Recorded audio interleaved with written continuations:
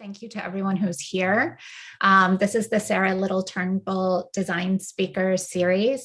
We are very excited to host our fifth speaker, who will be introduced by Lehman College President Dan Lemons. Thank you for being here. Thank you, Dr. Galvez and Ms. Sylvia, for organizing this session, and welcome to the second season of the Turnbull Visiting Designer Speaker Series, which was generously funded by an inaugural gift that we received from the Sara Turnbull Foundation as a part of the Sara Turnbull Design Initiative. It's a pilot program that blends robust academics and an engaging public program. We had a very successful launch of this series in the fall, and with a great series of talks. And this spring is no less so, with another stellar group of presenters. It's a collaboration between the Lehman College Art Department and the College Art Gallery. And it aims to explore and encourage design from many perspectives, including race, class, ability, gender, and more. And of course, it is a series that is aimed to help our students explore design, and I think to think in a very broad and kind of creative way about design. There's quoting the initial proposal to the foundation, this pilot initiative will reaffirm the importance of design education and its place in the world. Most important, this initiative creates a pathway into the design fields for some of the most talented of Lehman's art students, who represent a student body that's one of the most diverse in the world. This has been a really exciting idea to see develop at the college, applying design thinking outside of its normal confines. And I really think that it is a way that is the key to excellence at Lehman College. Crossing the disciplinary boundaries and applying something as important as design to a lot of different places where we really might not think that it does apply or it can be useful as a paradigm. So for me, it's been really inspiring to see the speakers that we've had from the fall and now into the spring. And of course, continuing in that same vein is today's speaker, Marco Saavedra. Marco has lived in the U.S. for 27 years as an undocumented immigrant and was recently granted political asylum stemming from his immigrant justice work. His activism was featured in a recent documentary film in 2019, The Infiltrators, which won 2 awards at the Sundance Film Festival. In it, he self-deported in order to gain access to a Florida detention facility, where he then helped with the release of at least 70 detainees and participated in a hunger fast during 23 days in detention. His family has a Oaxacan restaurant, La Morada, and it's been important as a site of mutual aid during the pandemic. Marco has often worked long days, 70 hours a week, to assist his parents, who rely on him to help them out. And just before we began this session, we were hearing a little bit about that. He's a co-author of the books Shadows Then Light and Eclipse of Dreams. And I'm very honored to welcome you, Marco, on behalf of Lehman College. And with that, I'll turn it back over to Dr. Galvez. Thank you so much, President Lemons. Just briefly before we get started, I just wanted to really offer thanks to Marco for being here with us today, and to mention how his work and his presentation really have informed the work that Laura Silva and I have been doing in creating this course on migration design.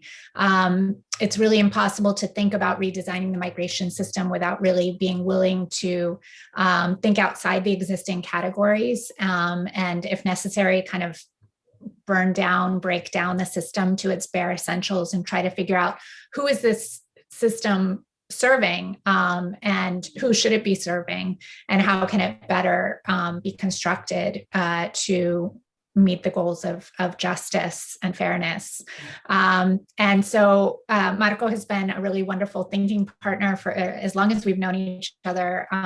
We have had a lot of conversations that are relevant to today's topic.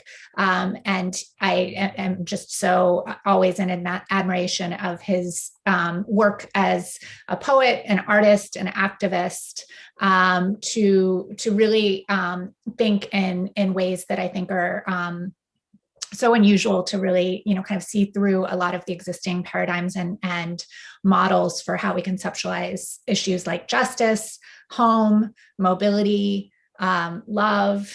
All of these topics are things that he has a really unique way of looking at. So I'm so happy, and I'll shut up now so that we can hear as much as possible from Marco. Marco, thank you for being here.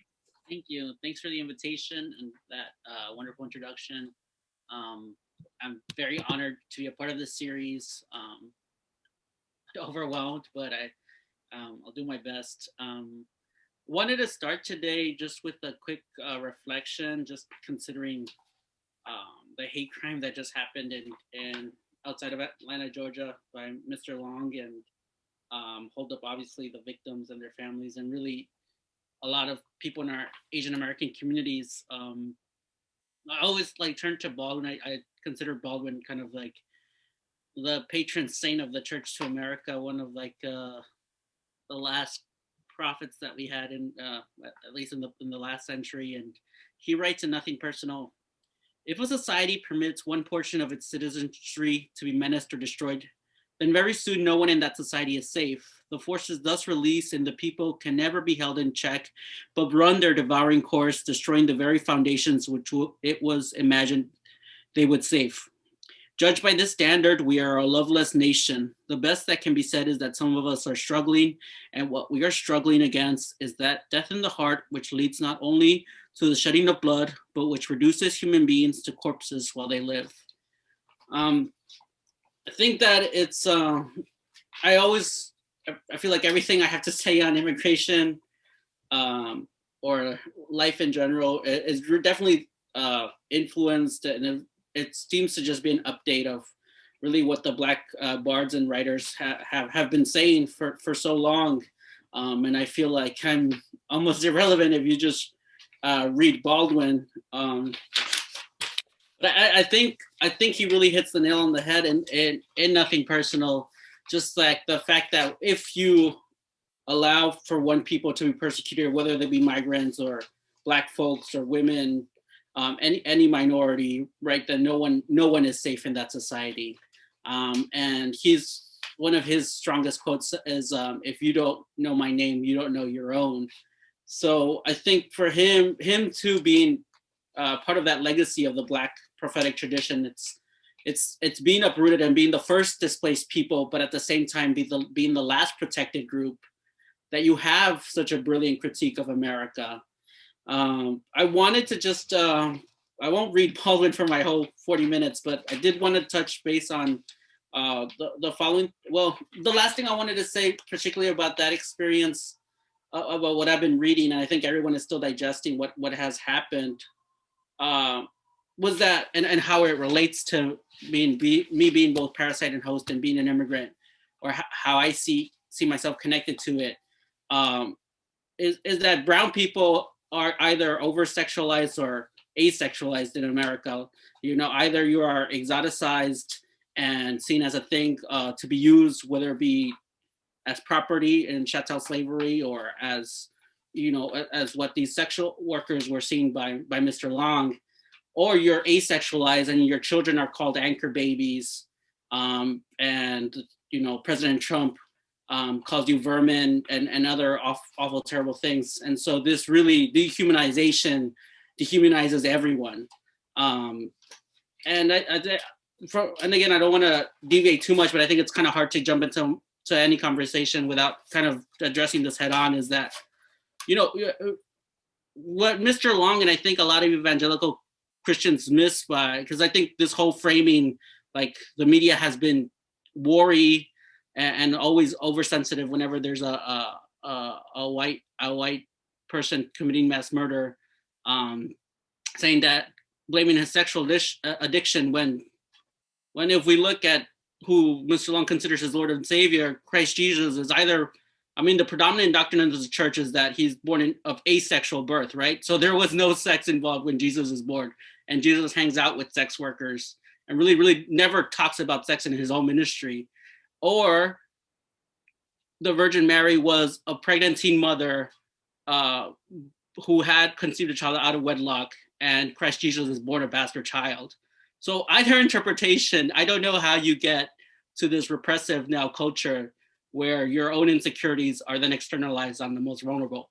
But that happens time and time again, exercised on people of color, whether it be Asian Americans during a pandemic, whether it be immigrants after 9/11, whether it be people, Black people that have been terrorized for so long, even though they built this country. So with that in mind, I wanted to read the closing to Nothing Personal. Not Nothing Personal, that was the first citation, but the next citation comes from The Prices of Ticket, which I think is my favorite Baldwin essay. But in his closing, he writes, "In the church I come from, which is not the same church to which white Americans belong, we were counseled from time to time to do our first workovers. Though the church I come from and the church to which most white Americans belong are both Christian churches, the relationship, due to those pragmatic decisions concerning property made by the Christian state some time long ago, cannot be said to involve or suggest the fellowship of Christians. We do not, therefore, share the same hope or speak the same language. To do your first work over means to re-examine everything. Go back to where you started, or as far back as you can. Examine all of it, travel your road again and tell the truth about it. Sing or shout or testify or keep it to yourself, but know whence you came. This is precisely what the generality of white Americans cannot afford to do. They do not know how to do it, as I must suppose. They come through Ellis Island, where Giorgio becomes Joe, Papavizulu becomes Palmer, Evangelos becomes Evans, Goldsmith becomes Smith or Gold, and Avakian becomes King. So with a painless change of a name, and in the twinkling of an eye, one becomes a white American. Later, in the midnight hour, the missing identity aches. One can neither assess nor overcome the storm of the middle passage. One is mysteriously shipwrecked forever in the great new world. The slave is in another condition, as are his heirs. I told Jesus it would be all right if he changed my name." So I think, just a quick breakdown, the first half of this, of these paragraphs is saying this is what the American dream espouses, right? You come across this terrible hardship, whether you're fleeing the potato famine, religious persecution, and you settle in the new world. And the predominant doctrine of the American dream is that you pull yourself up by your own bootstrap, you change your last name, you forget where you come from because it was horrific. And after 2 or 3 generations, you no longer are a hyphenated American. So now, but this is the Black critique, which I think is not the predominant narrative, not the predominant narrative in the immigrant rights movement, but I think the one that we should abide by. The slave is in another condition, as are his heirs. I told Jesus it would be all right if he changed my name. The Irish middle passage for but one example was as foul as my own, and as dishonorable on the part of those responsible for it. But the Irish became white when they got here and began rising in the world, whereas I became Black and began sinking. The Irish, therefore, and thereafter again, but for one example, had absolutely no choice but to make certain that I could not menace their safety or status or identity. And if I came too close, they could, with the consent of the convern, kill me, which means that we can be friendly with each other anywhere in the world except Boston. The price the white American paid for his ticket was to become white, and in the main, nothing more than that, or as he was to insist, nothing less. This incredibly limited, not to say dim-witted ambition has choked many a human being to death here, and this, I contend, is because the white American has never accepted the real reasons for his journey. I know very well that my ancestors had no desire to come to this place, but neither did the ancestors of the people who became white and who require of my captivity of song. They require of me a song less to celebrate my captivity than to justify their own. So I just want to repeat that sentence that I really think is the heart of this essay. I know very well that my ancestors had no desire to come to this place, but neither did the ancestors of the people who became white and who require of my captivity a song. So I just want to go back to the to what Baldwin is saying, which is I think throughout all of his essays is the American dream is the central myth to America, right? It's the origin story. It's our creation story. It's it's our Odysseus, it's our Adam and Eve. It's what upholds this country. And the central protagonist of the American dream is the immigrant, which I think is just so ironic, right? Because the immigrant then but it is also scapegoat. It's also criminalized and persecuted and exploited to justify the American dream. And everyone kind of, until recently, I feel like abided by this notion that this is just how this country operates. And what Baldwin is saying, which I think is so brilliant, is that all of that should be questionable, but what you're saying is that everyone can become an American through immigration, except for Black folks. So an immigrant just means, how quickly can I become white? How quickly can I assimilate to this power structure, benefit from it? How quickly am I to becoming the next aspiring millionaire, the next Horatio Alger story? And he said, throughout his work, this happens to the Greeks, to the Irish, to the Italians, to the Turkish, even I would say even Hispanics right now, right? In the census, there are breakdowns within the Hispanic categories or the Latinx categories where you can check off white. And in some parts of Georgia, I've heard anecdotally of other immigrant rights activists is that immigrants or brown people, when they're stopped, they're checked off as white, so that then they can just fudge with the numbers of the racial when you're reporting criminalization records, right? But Black folks don't fit into this paradigm. Black folks were the first people, forced into this country, but Baldwin is saying, the people that came in here on the Mayflower weren't exactly making it in England either, right? They were being persecuted for their religious belief. We romanticize it now, but if you were making it in the old world, you weren't coming to the new world. People you were escaping debt. You could be an indentured servant, but we just glorify that process to justify exploitation. It's just to this day, right? For the past 2 centuries, I think that, or more, right? The 1619 Project, which I really have enjoyed, right? It says it's been 400 years of since the first African slaves came to the United States. So I think that's kind of where I go to when I turn to immigration, which I think is a bit odd now that I'm thinking back on it, because I don't really gravitate to a lot of brown authors or diasporic influences, but rather to the Black tradition, who from the get-go had to wrestle with this question about being a nation without a state. What happens when you're displaced from your language, your home heritage, culture, food, to abide with strangers and have to create culture? And what you get is really the most genuine, original, and beautiful form of American culture, whether it be in music and writing and so forth. I think it doesn't escape me that that Black people do call themselves people of the culture, in conversation. So really, I feel like this question that you posed for this lecture series is so huge, right, and overwhelming, that I always tell people who ask me what do I think about immigration or how to address it. The first response that comes to me is do nothing. Just do nothing, because it is so broken and horrendous that you really need to take some space to just take it in, to listen where the hurt is, to not be overwhelmed by it. Because if you just start to tackle the system, whether it be fighting a deportation case or visiting someone in sanctuary, you come with so much privilege, so much power, so many resources that maybe you didn't even know you had access to, that you could come in and hurt this situation instead of helping someone. So I think that that's always my starting point, is to do nothing, to acknowledge our complicity, our toxicity, our power, and really take word or listen to those most affected. I'm pretty sure that you've probably have already heard this in the lecture series. And I think that, again, just to go back to like what the dominant form of the discourse I see right now is that the mainstream immigrant rights movement is still asking for legalization, which I think is probably still the most pragmatic route to take. And when we talk about legalization, what we're really, you can basically interchange that with regularization.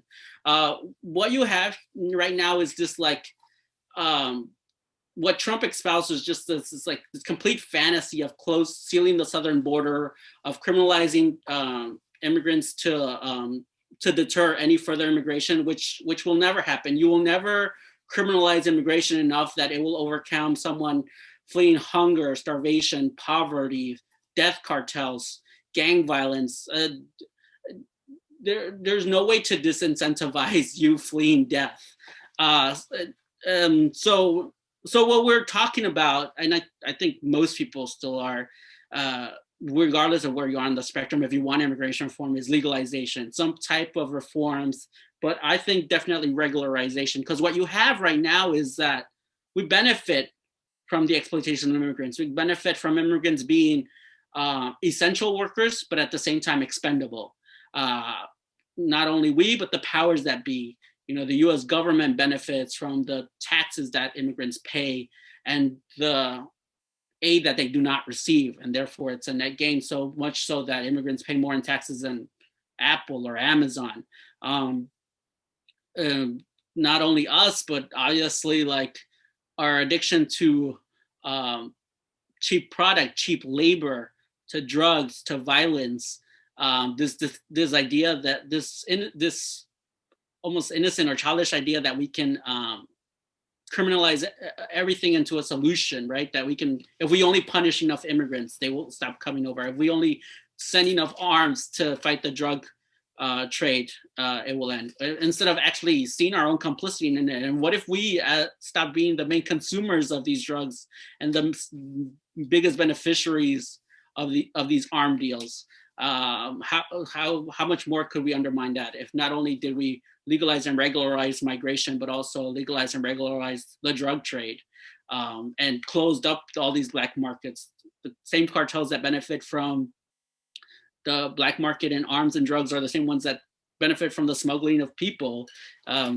We've become too comfortable to this dynamic, and really addressing the root causes of these things requires more effort, requires, I mean, reading Professor Galvez's Eating NAFTA book and seeing how NAFTA has destroyed my home community and other home communities, addressing the opioid crisis, and putting money into rehabilitation and decriminalizing drugs and healing people and feeding people. And it becomes much more exhausting that you definitely, that's why step one is whenever you get too exhausted, go back to step one. Just do nothing, take some rest, take a step back and listen, and go where the hurt is. And I think that's where, that's really where my journey for immigration starts at. Like my journey starts at as a 20-year-old on Kenyon College on a full ride, but really in a severe depression, not knowing what to do with my life and really not being able to get out of that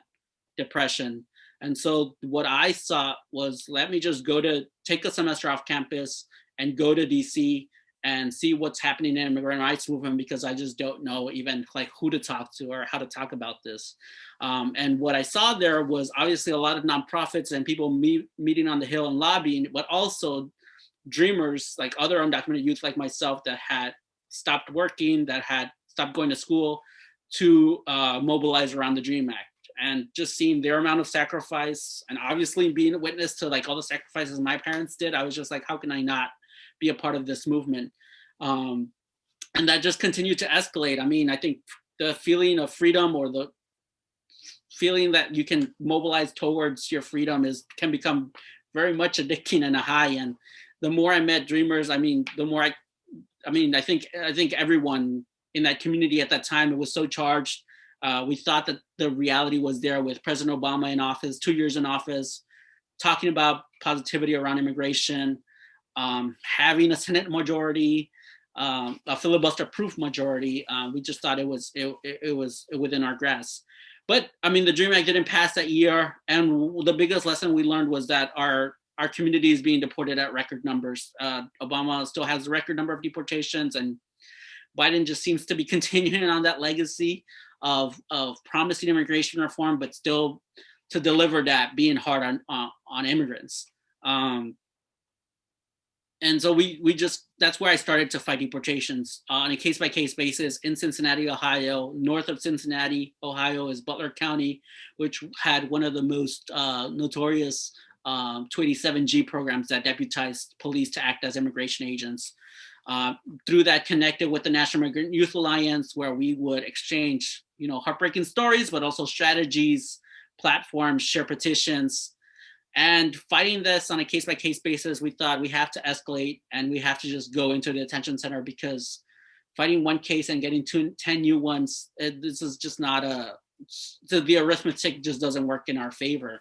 So that's when I turned myself in 2012 to Broward Transitional Center, using my privilege, my language. And I think one of the most eye-opening feelings from being detained for those 23 days was that even in detention, I was seen as still as the other. I thought like just having an orange jumpsuit made me the same as the other 600 inmates. But, they could see me, that I could speak English, that I wore glasses, and therefore I had access to, to that like basic healthcare, that I was young, that the inmates identified me as a dreamer before the system did. Which I think is still fascinating to this day. And then the following year, turning myself into Border Patrol, and first self-deporting, and then with the Dream 9 requesting political asylum. And like I said, I mean, the dominant thread is legalization.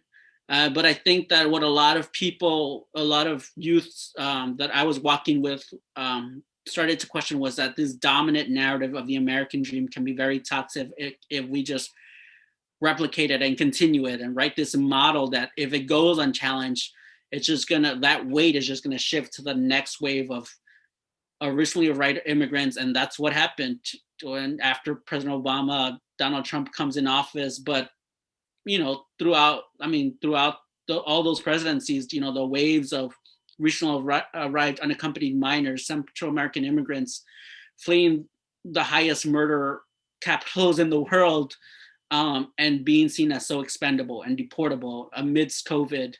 I think that weight, that hammer just fell onto the next group, and like we were so hurt as a national movement that I feel like we couldn't respond to it adequately, even though there was a human rights crisis at our doorstep. At the most cynical level in my heart, I just thought like the only solution is for every dreamer to just go into detention, because they can't lock us all up, right? There are specifically set quotas, and if every college educated dreamer took up one of those beds, that means that another recently arrived immigrant can't be put in that facility. And maybe they're put on an ankle monitor. Maybe we can start talking about other more humane ways of sponsorship, of having a church take someone in and then following them through the asylum procedure. I think that when we were at our darkest point was also when we got the most creative. And being inside a facility, you see how it operates. You see that, at Broward Transitional Center, the deportation flights go to Mexico go on Mondays. The ones to Central America go on Tuesdays. The workers that make the facility run, like you think about work strikes, hunger fasts, like how do we really jam these gears to recreate the facility from the inside, but recreate the model of immigration also. And maybe again, the immigrant rights movement under Donald Trump, we really hit like a national roadblock. We're not going to get immigration reform. But that's when we went to step one, right? Step one is to do nothing, listen, take the advice from other people at the forefront, whether it be, the child refugee crisis or other movements, Black Lives Matter, the Me Too movements, the I Don't Know More movements. And I think this is just the life cycle of the world. and again, going back to the literature that I go to, I mean, my thinking about immigration, how to describe it is best described in Langston Hughes's poem of "I've known rivers," and his heart growing deep, and as long as the rivers, meaning that migration is just like a natural effect of the human story. That who knows? I mean, I think I came to this continent 10,000 years ago during the last ice age across the Bering Strait, or at least that's what the scientists tell us. And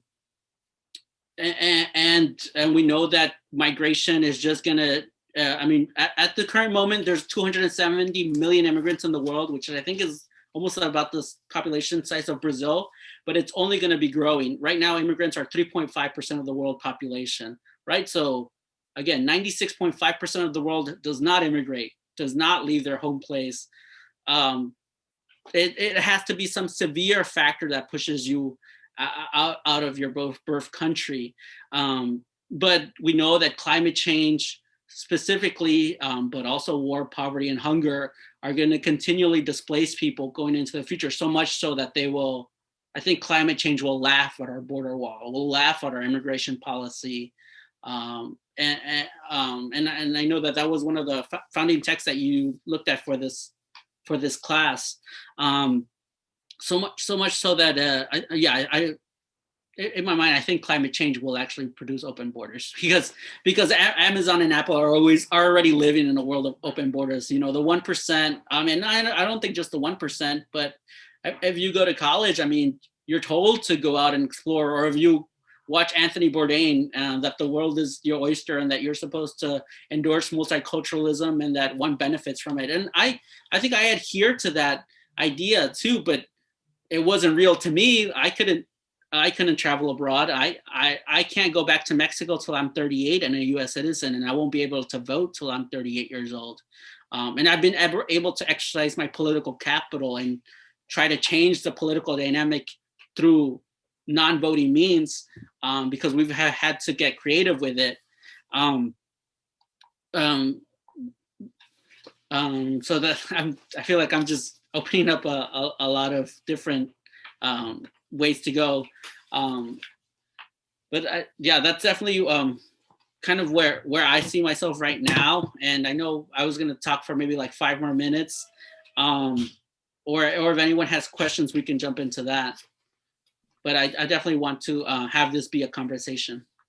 I'm sure we have a lot of questions. Thank you so much, Marco. So much food for thought, as always. I'm wondering, well, I have my own questions, but let me open it up.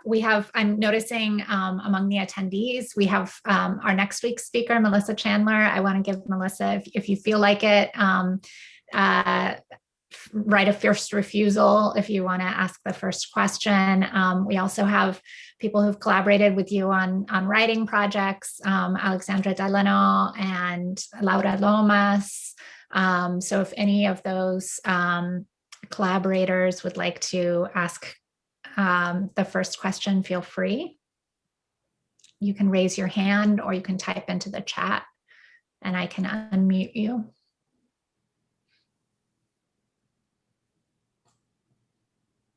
Our students can also type into the chat and raise their hands. I just wanted to close my train of thought. Now I got it back, but it was because I haven't even answered your question, is like how to reimagine the immigration system. But I think the only way to reimagine it is what organizing tells us to do, and what community organizing and mutual aid tell us to do, which is if there are no healthy processes for you to get legalization or participate in the body politic, then you yourself must create those processes.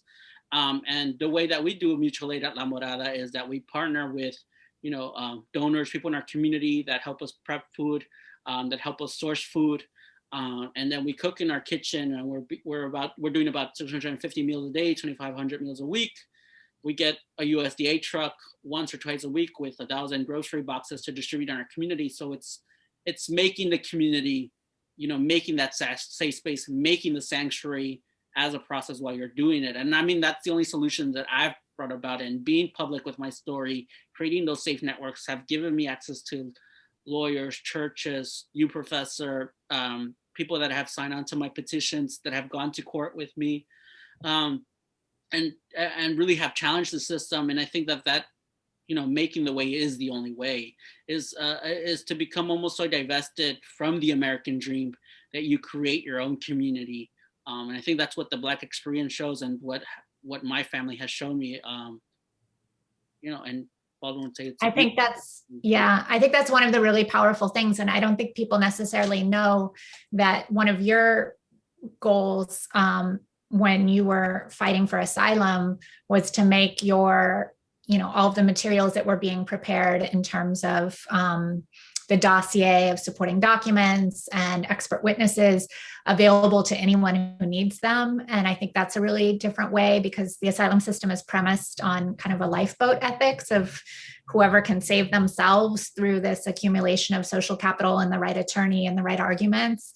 But you were really trying to collectivize those resources. I don't know if you want to say anything about that. We also have some great questions that are starting to accumulate. So it's up to you, Marco.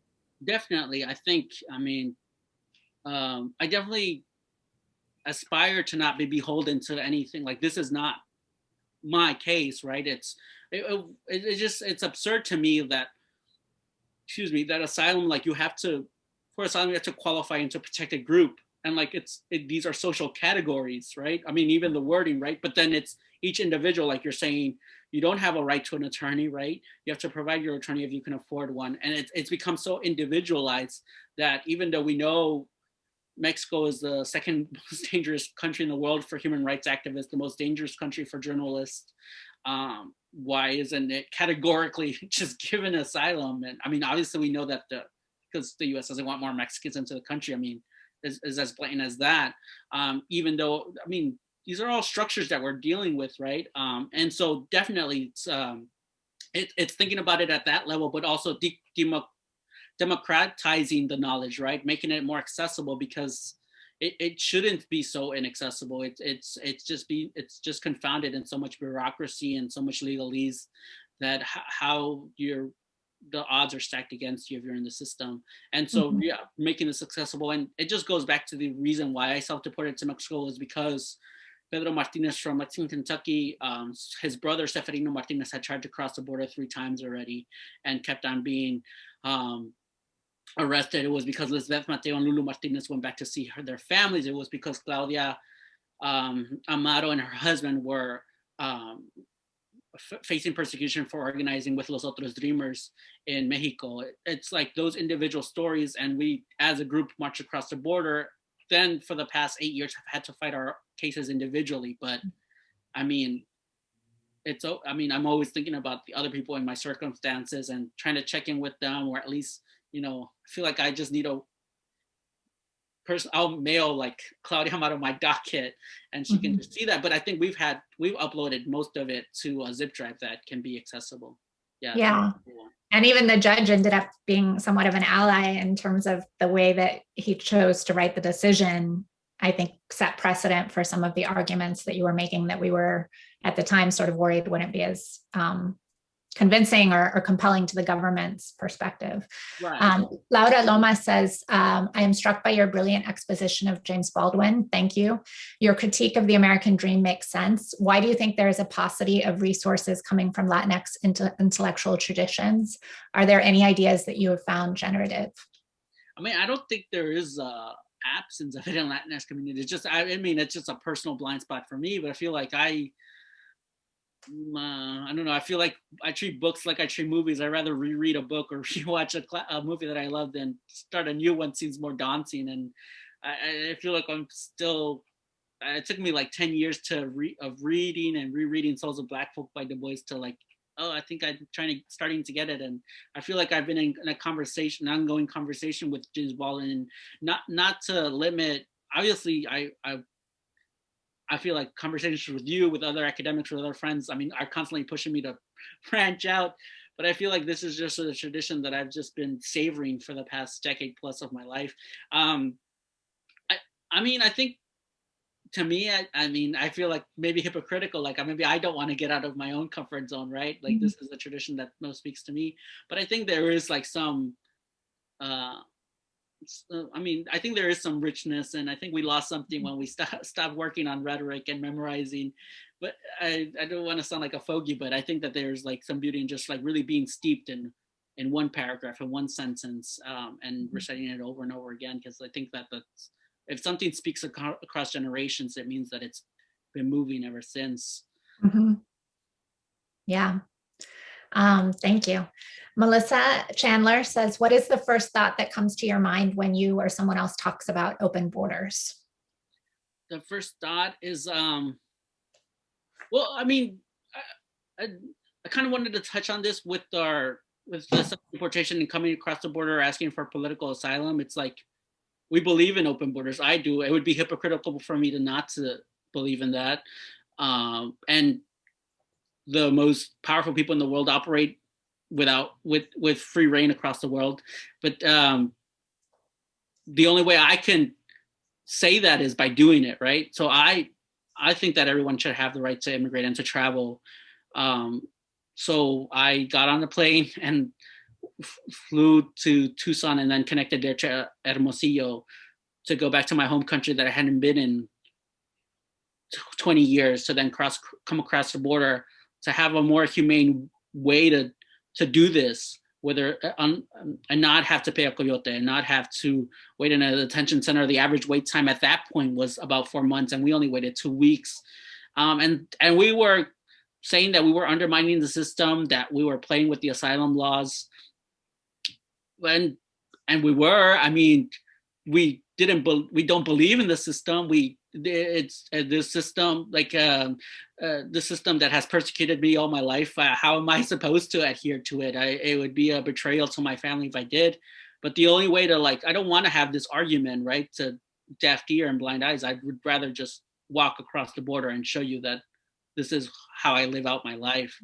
But I still think that, I mean, even when you believe in that, I think that, I mean, there's no way that we're going to get into open borders tomorrow unless we get hit with another ice age, or like the seas rise to unprecedented levels. But I definitely, I think regularization or legalization, I mean, everyone wants it. You just want it at different, everyone just wants it on their own, from their own position, from their own vantage point. And so that's kind of where I will have to compromise. Everyone would have to compromise, right? Because immigration is never going to stop.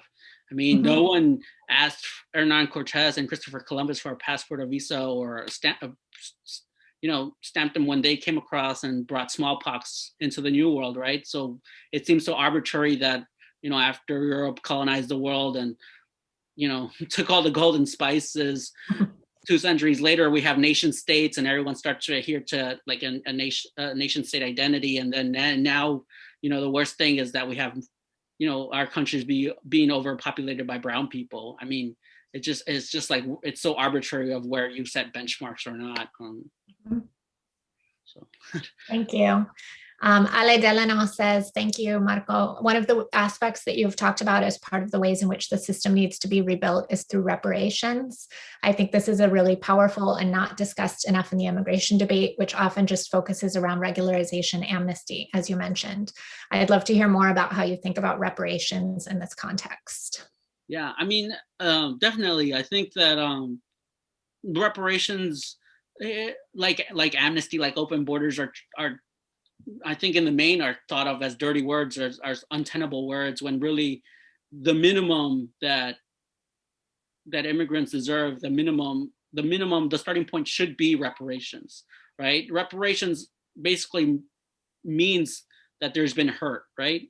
That there have been, the people in power have exploited and have used to their advantage and could not have established a society at the labor of whether it be Black folk or immigrants. And I think that definitely is also like a beautiful bridge point between Black and brown communities, because I think it's painful to say, but I think reparations has in a lot of Latinx communities are seen as it can trigger anti-Blackness. That's saying that like only Black folk are entitled to it. I mean, but in reality, right, it's like we built this world and we're entitled to to reap what our generations before us have grown.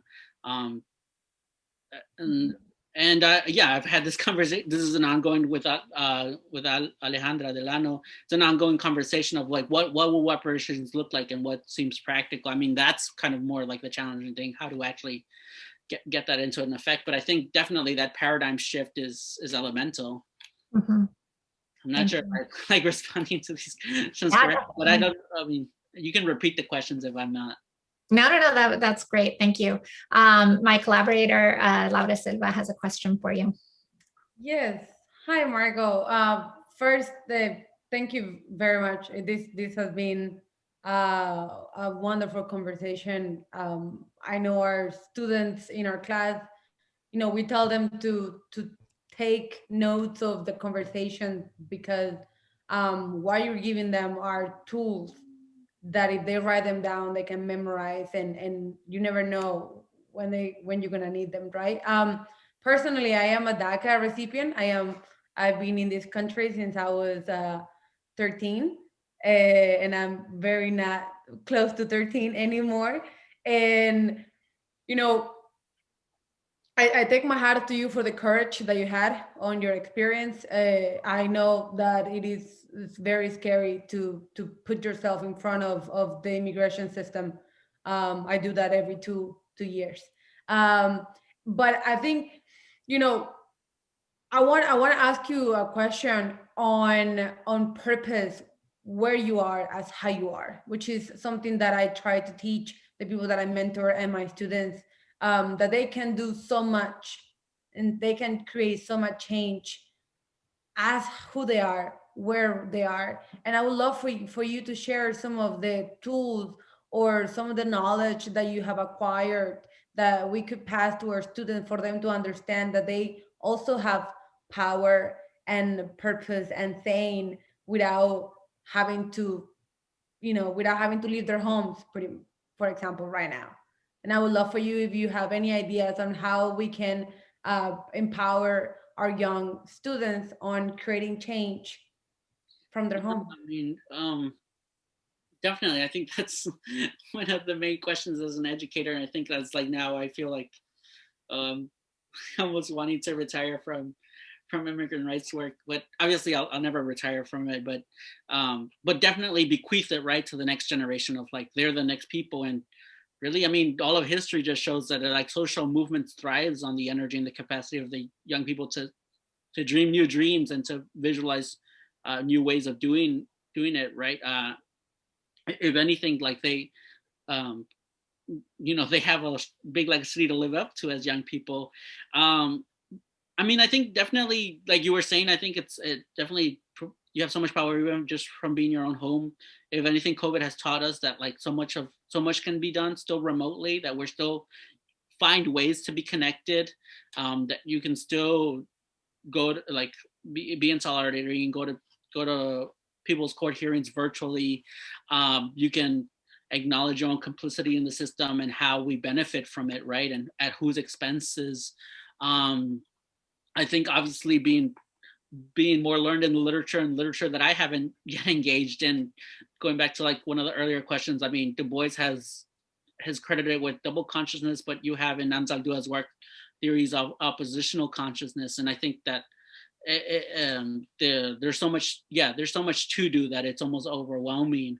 But I think as youth, I think it's also critical to just it's just such an important time. I think for me, that time period right out of college, it was just like, I think for most people, right? I mean, and it's a luxury, right? If you don't have a family to provide for, right? But for me, it's like, I know that I have the next 18 months of my life to myself, right? And I can do whatever I want with it. I can, be an unpaid intern, or I can, try to go to grad school, or not waste my life, but go backpacking. But I mean, I devoted those 18 months to to severe engagement with immigrant rights work. And I think that it was just, it was definitely a luxury of time, but also that fervent energy that you can just devote so many all-nighters, right? You're not going to be young forever. And obviously at different epochs in your time, life will demand of you different things and you'll be able to contribute in different ways. But I think that right now hopefully that's why you're in this class and taking from the different speakers and trying to create like your own curriculum for the future. So listen up, young people, but also tell us to listen up. Thank you so much. A couple of people are asking if they can see the judge decision. Is it okay if I share it? Yeah, I mean, that's public already. So if you have that public link, it's just in my attorney's website. And I think that obviously we wanted it to make this like very much a beautiful spectacle of it because we wanted other people to benefit from this precedent. But at the same time, I mean, I don't know, maybe this is too personal or too, hopefully it's not too superficial, but it was finally going one-on-one with, a United States EOIR government attorney and a EOIR judge and saying, this is my case, like this is who I am and my history and my trajectory, like, are you gonna deny me now? And really putting, their feet to the fire. And what we saw, and you were there, Professor, you were integral to that movement, was that when we went up to that hearing, we took up the judge's hearings for the day. The government trial attorney was unprepared and didn't want to cross-examine my witnesses. So she didn't do her homework. She didn't do her homework following up with the closing arguments because she really didn't debate our points. The judge conceded most of our points. And it was just like, when you challenge the system, I mean, it sounds trite to say that it falls apart or that it really questions itself, but we just saw that like, we really just, we pitched a shutout that day, I feel like. And absolutely. He just felt like, we were 9 hours into the court hearing and we could have like brought on the next. We could have gone all day and all the next day. Yeah, amazing. Beth Brockman asks, how does art, both your own and others, inform your story? Yeah, thanks. Thanks for asking that question. To me, I mean, all art is agency, right? Art is the ability to do. So to me, it's become like not just a central metaphor, but also a central verb, right? Like to do, to create is almost like a radical think in a world or under capitalism that just asks you to become another cog in the machine or another consumer, another asexual, expendable immigrant worker. And it goes back to like my talk, right? It's borrowing from Bong Joon-ho's Best Picture winning movie, of being both parasite and host, of being both of a highly privileged immigrant, of having the best of education, but also being choosing to be beholden to my community. Ideally, I mean, if I'm hopefully on days that I'm not hypocritical. So I think art is essential to that, and that's the only thing that I do when I'm awake at 4 o'clock in the morning. So I think that's it's been instrumental. Like I have a piece of artwork that I co-created with Steve Pahevy behind me, showing a civil rights disobedience, but then superimposed on that screen prints that I did of different images of the border. And so I think it's definitely been a guiding lamppost. And lastly, I just wanted to say that I feel like I would grow tired of fighting for immigrant rights, and I can become so pessimistic and nihilistic, but like I never get tired of art. And I feel like in some ways I'm like 1% immigrant, but 99% artist in my makeup. And sometimes it feels that way. Mm-hmm. Thank you. Soren, one of our students, says, historically, prior to World War I, the world was moving to having more open borders, with passports becoming obsolete. It seems so easy for us to have invented immigration. Do you think it can be or will be easy to uninvent something like that? I mean, I think sadly, like what I've been saying is that, I mean, climate change will just do it for us, and further globalization, and I mean, free trades agreements have basically made things move around in open borders, but people don't. And, it just reminds me, I think that Emerson quote, it's like, things are on the saddle and ride mankind. I think the same way around healthcare, right? It's it's going to be until the next pandemic and the next pandemic until we get healthcare right and realize that we need universal healthcare, because it's not until 70 to 90% of our population is vaccinated that will achieve or gets the virus that will achieve herd immunity. I mean, you can't just continually sacrifice 500,000 Americans to the next pandemic until you realize that you have to heal everyone or save everyone. Like, everyone has access to freedom of movement, or really no one has, because if you're traveling with your privileged American passport and and don't realize all the privilege that you come with it, then you're just exporting American propaganda of being of American entitlement, I think. And when really, right, the word for travel, right, comes from the French travail, which is to work, right? It's an active, it's an active feat of accomplishing and connecting with others and meeting others. And it's not just, something that you consume, right? Like a travel show on the Food Network, or just another experience that you can then highlight on your resume, but it's something continual. What you're getting at there is a separation of travel, work, art from mobility, from capitalism. And I was wondering if you could, your Instagram handle is Viva Bartleby. Yeah. Could you share with us who Bartleby was, for people who may not be familiar with that particular? Well, I love Bartleby. I mean, Bartleby, the subtitle is an American Story, which is so it's a classic short story by Herman Melville. No, it's a Wall Street story. So Bartleby is a scrivener, which means he just works at a customs office, right? It's a very bureaucratic job. And he's told, I mean, it's just such a dead end job. Like, imagine just like doing data entry, looking at an Excel spreadsheet all day long, I guess, in the modern context. But, he's at the heart of Wall Street and just transcribing, being an office machine.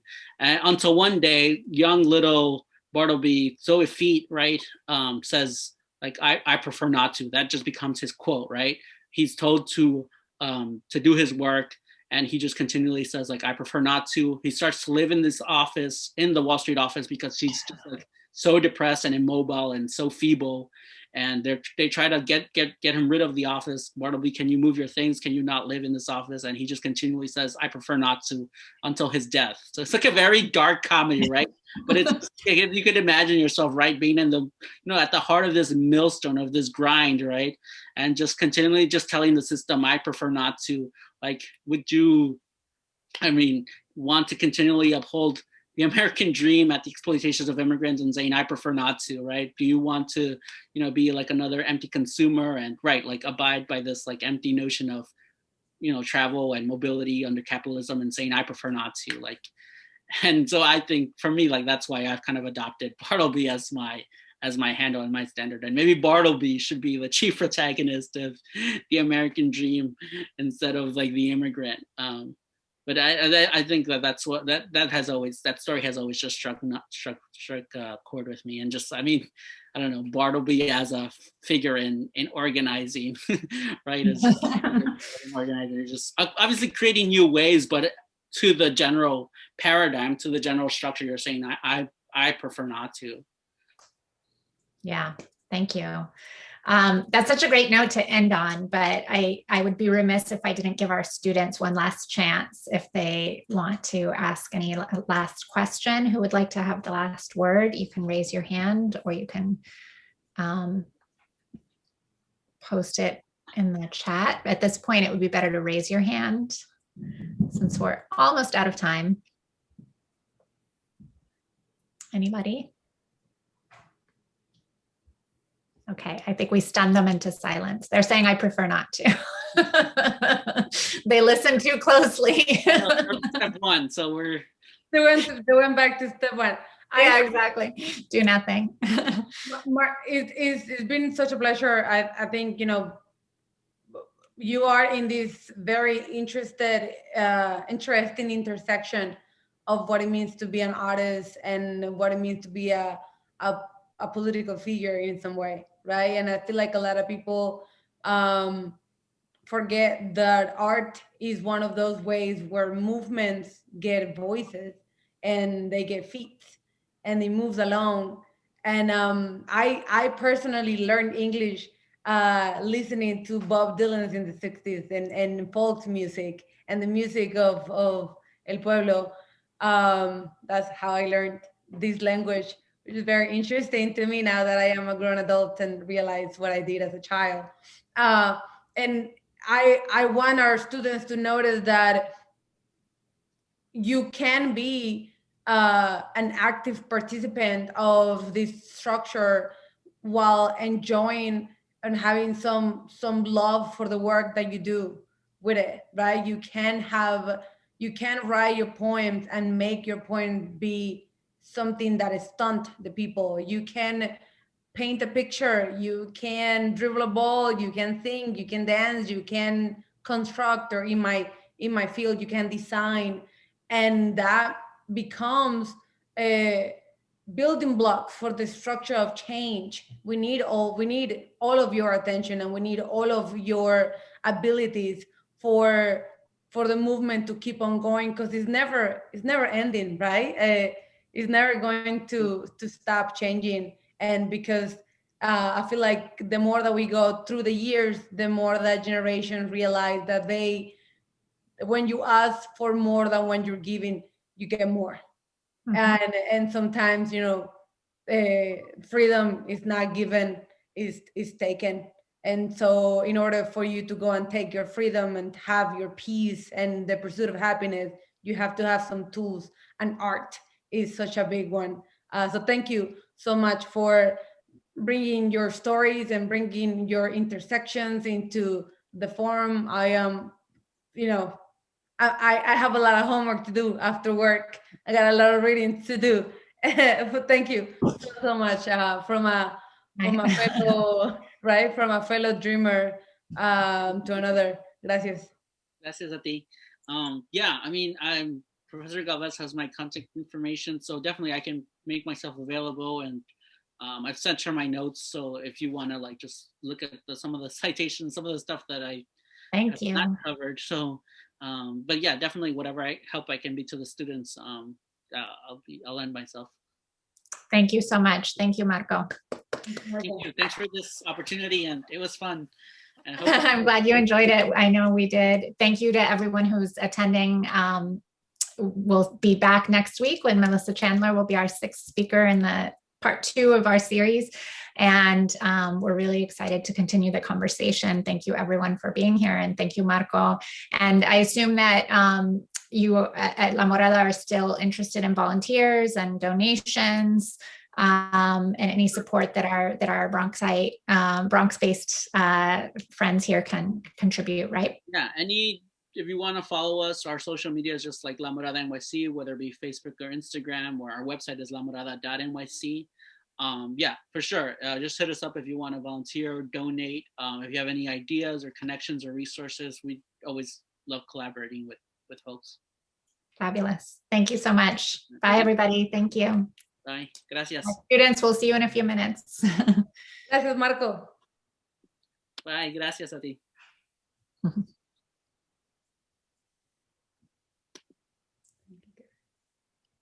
see. Thank you, Mark. Oh, he's gone. Last time. Okay. See you in a minute.